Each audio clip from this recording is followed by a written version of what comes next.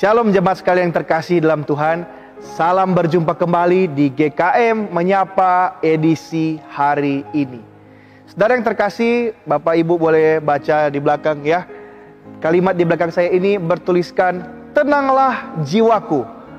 Ya tentu kita semua tahu dan membutuhkan akan ketenangan jiwa agar supaya kita boleh senantiasa siap menghadapi segala situasi yang ada.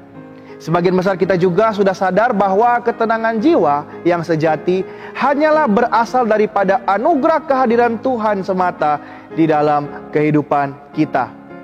Nah, tetapi tahukah saudara bahwa di dalam ajaran firman Tuhan ada satu cara yang diajarkan dan dinasihatkan bagi orang percaya supaya dilakukan sebagai bentuk untuk mengupayakan anugerah kehadiran Allah itu boleh bekerja di dalam kita dan membawa ketenangan bagi jiwa kita.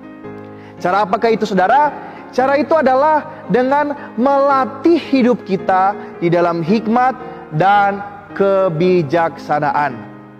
Firman Tuhan dalam Amsal 3 ayat 21-24 berkata demikian. Hai anakku, janganlah pertimbangan dan kebijaksanaan itu menjauh dari matamu.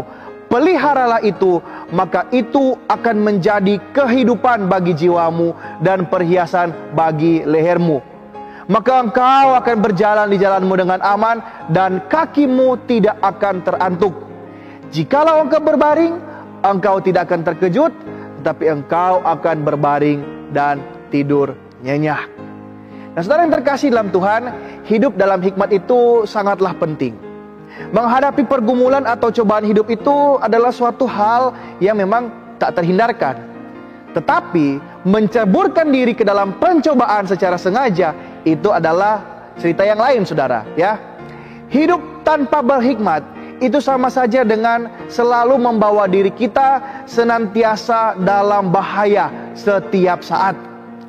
Jadi hikmat itu sangat penting, saudara. Di ayat sebelumnya pun, sebelum bagian yang saya baca tadi itu pun diceritakan bahwa Tuhan sangat memandang penting hikmat. Sebab Dia sendiri menciptakan langit dan bumi dengan segala hikmat dengan pengertiannya. Itulah sebabnya saudara, kita perlu senantiasa berjalan dalam hikmat dan pengertian. Dan bukan hikmat pengertian sembarangan atau yang berasal daripada dunia, melainkan yang benar dan yang sejati yang berasal daripada Tuhan sendiri, sang sumber hikmat itu, saudara. Jika kita merasa kekurangan hikmat, maka seperti kata Yakobus 1 ayat 5, kita boleh meminta kepada Allah yang dengan cuma-cuma memberikannya bagi mereka yang dengan tulus meminta. Dan ketika kita sudah mendapatkannya, kita juga punya tugas untuk terus melatih diri kita untuk berpikir dan berakal seperti nasihat-nasihat yang terdapat di dalam firman Tuhan. Dan jangan lupa mempraktikannya juga sehari-hari. Sebab hikmat artinya bukan sekedar pengetahuan semata, tetapi juga keterampilan menjalani hidup sehari-hari.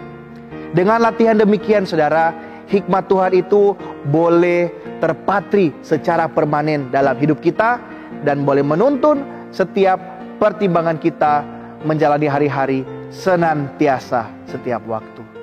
Selamat berjalan di dalam pimpinan hikmat Tuhan.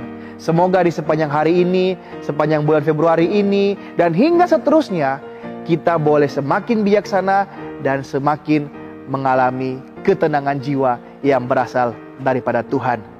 Tuhan Yesus memberkati setiap kita. Amin.